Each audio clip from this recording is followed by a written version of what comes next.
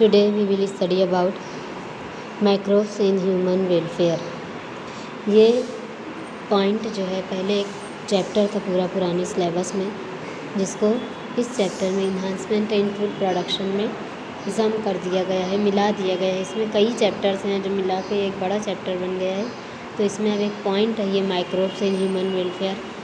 अभी इससे पहले का लेक्चर जो आपने इसका इंट्रोडक्शन पढ़ा था इन्हांसमेंट का, यानी कि फूड के अंदर इम्प्रूवमेंट करते हैं फूड को अच्छी करने के लिए, ताकतवर और ग़िज़ाइयत से भरपूर बनाने के लिए। ऐसे ही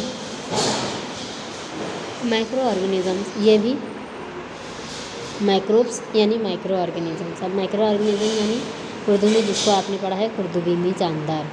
ये खुर्दबीनी जानदार यानी वायरस, बैक्टीरिया, बहुत सारी अलगी, फंजाई, फफूंद और काई, ये सब क्या है जो हमको सादा आँखों से दिखाई नहीं देते, लेकिन ये भी जानदार हैं और ये हमारे लिए बहुत फ़ायदेमंद हैं। इनके जिस्म में बनने वाला जो एंजाइम है, जो हार्मोन है, वो सब हमारे लिए बहुत फ़ायदेमंद है, जिससे हमारी सेहत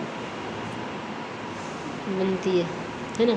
इसीलिए ये हेडिंग है microbes in human welfare. Human यानी इंसान, वेलफेयर यानी फलाह बहबूद। फलाह बहबूद अच्छी उर्दू में कहते हैं इसको। आसान ज़बान में आप ये समझो, इंसानों की भलाई के लिए, अच्छे के लिए, इससे इंसानों की सेहत बनती है ना। अब यहाँ पर क्या दिया है, पहले इसकी तारीफ डेफिनेशन दी हुई है, बायोटेक्नोलॉजी। अब बायोटेक्नोलॉजी क्या है? Biotechnology is a branch of biology, है ना। ये बायोलॉजी की हयातियात की एक ब्रांच है।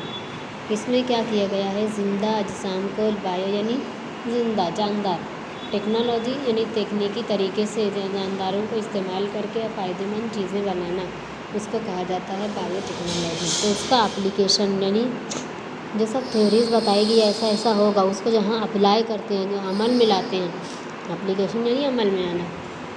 तो बायोटेक्नोलॉजी के एप्लीकेशन से यानी बायोटेक्नोलॉजी क्या is the application of scientific and engineering principle. Scientific, साइंसी, इंजीनियरिंग यानी कि आप जब जनरल आप इंजीनियर सुनते हैं जो घर बनाते हैं, किसी भी चीज़ को बनाना उसको कहा जाता है इंजीनियर। इंजीनियर यानी बनाने वाले, है ना। तो यहाँ पर क्या है, यहाँ फूड मटेरियल बनाए जा रहे हैं माइक्रो ऑर्गेनिज्म से। सिर्फ घर बनाने वाले इंजीनियर नहीं होते हैं, हर चीज़ को बनाने वाले इंजीनियर होते हैं। तो यहाँ पर क्या हो रहा है, engineering principle for processing the material, processing of material by biotechnological agents. क्या किया जा रहा है, साइंस के ज़रिए। साइंस यानी क्या, मालूमात।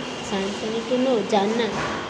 जो मालूमात होती है उसके बेस पर उसको बनाना, प्रोसेस करना ही नहीं, बनाना किसको, मटेरियल को, मादे को, चीज़ों को, bye biological agents. Biological agents यानी वही जानदार जो होते हैं, माइक्रो ऑर्गेनिज़म्स जो होते हैं, जो ये काम करते हैं, इसलिए उनको एजेंट्स कहा गया है। प्रोवाइड गुड्स, जो हमको क्या देते हैं, प्रोवाइड मुहैया करते हैं, गुड्स यानी चीज़ें, थिंग्स। उसके बाद सर्विसेज, जैसे एकदम जनरल है, आप कॉमन एग्जांपल लो, दूध से दही बनता है, दूध को दही में तब्दील करने वाले माइक्रो ऑर्गेनिज़म है, और वो माइक्रो ऑर्गेनिज़म बैक्टीरिया है। और बैक्टीरिया में जो उसका नाम है वो लैक्टोबैसिली है। लैक्टोबैसिली बैक्टीरिया है जो दूध को दही में कन्वर्ट करता है ना। तो इससे डेयरी इंडस्ट्री होगी। डेयरी इंडस्ट्री यानी अब इंडस्ट्री खुली है तो उसमें काम करने के लिए मज़दूर चाहिए, उन्हीं मज़दूर लगा रहे हैं, यानी उन लोगों को सर्विस मिल रही है। इसीलिए यहाँ क्या दे रहा है, प्रोवाइड गुड्स, चीज़ें बना रहे हैं और सर्विस भी दे रहे हैं। वो चीज़ बनाने के लिए आदमी लगेंगे, उनको सर्विस भी मिलेगी ना। टू ह्यूमन, है ना, इंसानों के लिए।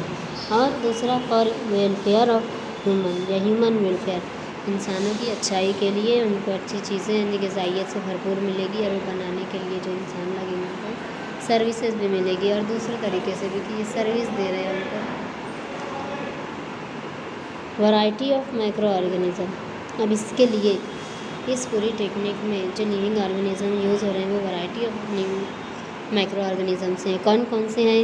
सबसे पहला इसमें है अलगी यानी कि काई। अब काई जो आप आपके मटके के पास, टंकी के पास हरी कलर की जमी में देखते हैं ना, लेसदार चिपचिपी होती है ना, स्टिकी, इसको कहा जाता है काई। और ऐसी बेशुमार किस्म की काई है जो आप फर्स्ट चैप्टर में पढ़े हैं, जो मरीन भी है, जो खारे पानी में समंदरों में पाई जाती है, जो मीठे पानी में दरियाओं में नदियों में पाई जाती है ना। हमारे घरों में मटके और टंकी के पास मीठा ही पानी होता है जिसमें काई होती है, ज़्यादातर वो स्पायरो वगैरह होती है। उसके बाद है फंजाई। फंजाई यानी कि फफूंद, है ना। जनरल आप देखते हैं आपके घर में रोटी के ऊपर फफूंद लगती है, लेकिन फ़ायदेमंद फफूंद भी होती है, जो फर्मेंटेशन का प्रोसेस यानी तख़मीर का अमल करते हैं, उससे जो चीज़ बनती है वो हमारे लिए ज़्यादा फ़ायदेमंद रहती है। उनके जिस्म से खारिज होने वाला वो एंजाइम जो होता है वो हमको ग़िज़ाइयत देता है। ऐसे ही बैक्टीरिया के एग्ज़ाम्पल में पहले दी आपको, जो यहाँ पे बनी हुई थी। दही की एग्ज़ाम्पल आपको कर्ड की दी थी ना, डेयरी इंडस्ट्री में लैक्टोबैसिली जो होते हैं मिल्क को कन्वर्ट करते हैं दही यानी कर्ड में, तो वहाँ पर लैक्टोबैसिली होते हैं। इस तरीके से बैक्टीरिया यहाँ पे इन्वॉल्व होते हैं। फिर प्रोटोजोन कौन से आते हैं, अमीबा, पैरामीशियम, है ना। बहुत सारे प्रोटोजोन आपने पढ़े हैं, तो उसमें बहुत सारे प्रोटोजोन ऐसे होते हैं जो फ़ायदेमंद होते हैं। अब यहाँ पर दिया हुआ है और निमेटोड्स यानी सब जो लार्वी होती है ना, ये भी फ़ायदेमंद होते हैं, जो बहुत सारी चीज़ों के प्रिपरेशन में यूज़ होते हैं। इसलिए यहाँ दिया हुआ है वैरायटी ऑफ माइक्रो ऑर्गेनिज्म। अब ये क्या करते हैं, दे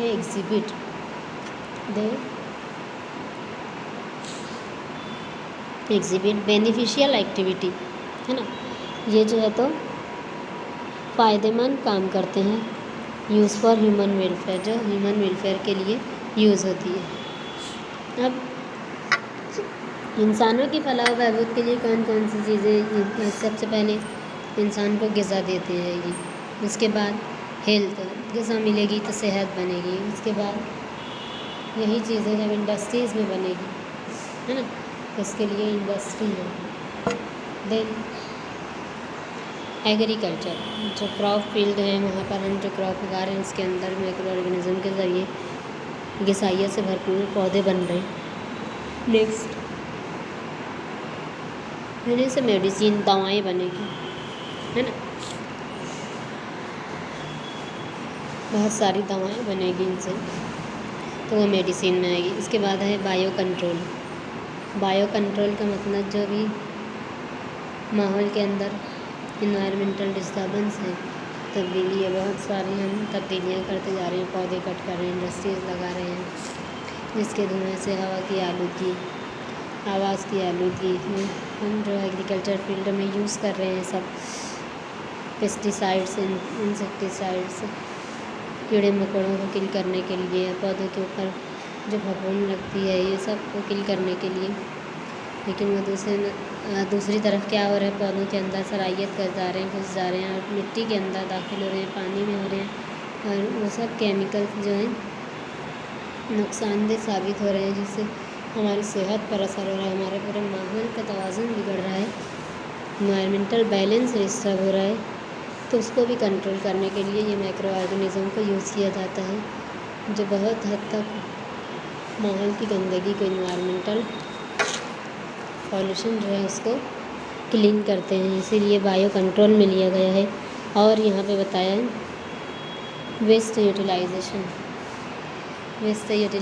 जैसे गोबर गैस प्लांट है, और वैसे वर्मी कल्चर है। गोबर गैस प्लांट क्या रहता है, जो जानवरों का, खेतों में किसानों के जो कैटल्स आते हैं उनका जो वेस्ट प्रोडक्ट होता है उनको बड़े से गड्ढे के अंदर डालना, टंकी जैसे बना के कवर, उसके ऊपर वहाँ से पाइपलाइन निकालना, उसके अंदर वाले पूरा बायोगैस प्लांट आपने स्टडी किया है। एक आउटलेट होता है, एक इनलेट होता है, इनलेट से डालते हैं सब उनके गोबर के, सारा आउटलेट से जो निकलता है सला जो खाद रहती है, और सेंटर में जो बनता है गैस, वहाँ से वो गैस जलने में मदद देती है, इसको सिलेंडर में भर के जलाया भी जा सकता है। किसानों के यहाँ होता है ये गैस बनती है, तो इस तरीके से ये वेस्ट यूटिलाइजेशन गोबर गैस जो गोबर इधर उधर पड़ा रहता है वो यूज़ हो जाता है। दूसरा जितने वेस्ट हमारे घर से पेपर है, वेजिटेबल वेस्ट है, एनिमल वेस्ट है, जैसे हम घरों से निकलते हैं, डोमेस्टिक ये वेस्ट है, एग्रीकल्चर वेस्ट है, इंडस्ट्रियल वेस्ट है, ये सारे वेस्ट कहाँ जाएंगे? तो इन सारे वेस्ट को वापस ये सब ऑर्गेनिक मैटर जो होते हैं वो इन्वायरमेंट में मिल जाते हैं। इन ऑर्गेनिक को जो है तो बड़े से गड्ढे में यानी कि डम्प्स जो होते हैं वो तैयार किए जाते हैं, उसमें डाला जाता है। इसीलिए ना आप देखो आपके घर में कचरे की गाड़ियाँ आती है, वो 3 बकेट रखने बोलते हैं, एक में प्लास्टिक के वेस्ट, एक में ग्लास के रहते हैं और एक में ये सब पेपर है और जितने ऑर्गेनिक होते हैं, वेजिटेबल वेस्ट हैं, एनिमल वेस्ट है, वो सब रखने, क्योंकि जब वो ले जाकर जहाँ वेस्ट फील्ड में भी डालते हैं, अगर सीरियस काम होगा, सही तरीके से होगा, तीनों को अलग अलग रखेंगे तो बराबर जो ऑर्गेनिक मैटर है वो बड़े गड्ढे में जो डालेंगे, वेजिटेबल एनिमल और पेपर जो वेस्ट रहेगा तो वो बाद में कन्वर्ट होता है किसमें? बहुत अच्छी मैन्योर में, गुड मैन्योर में, खाद में। और वो खाद कहाँ इस्तेमाल होगी? एग्रीकल्चर फील्ड में। जितने प्लास्टिक होगी उसको रिसाइकल करके नई प्लास्टिक बना लेंगे, ग्लास होगी उसको भी रिसाइकल करके नई ग्लास तैयार, ग्लास यानी कांच, यानी टूटे फूटे कांच के बर्तन है वो सारी कांच को पिघलाकर नई चीज़ बनाने में इस्तेमाल करेंगे। इस तरीके से क्या हुआ, यहाँ पर वेस्ट का भी यूटिलाइजेशन है। तो ये सब के कन्वर्जन में जो बिगड़ा हुआ इसको सही करने में माइक्रोब्स जो होते हैं उसको डाइजेस्ट करते हैं और उसको सॉलिड से लिक्विड में आते हैं, इसको वेस्ट मैनेजमेंट कहा जाता है ना। इस तरीके से ये हमको एनर्जी भी देते हैं, ताकत तवानाई भी देते हैं, है ना। मेडिसिनल यूज़ है, बायो कंट्रोल है, वेस्ट मैनेजमेंट है। तो ये जनरल था माइक्रोब्स एंड ह्यूमन वेलफेयर। अब आगे एक एक जगह कहाँ कौन कौन से माइक्रोब्स यूज़ होते हैं आपको डिटेल स्टडी करना है।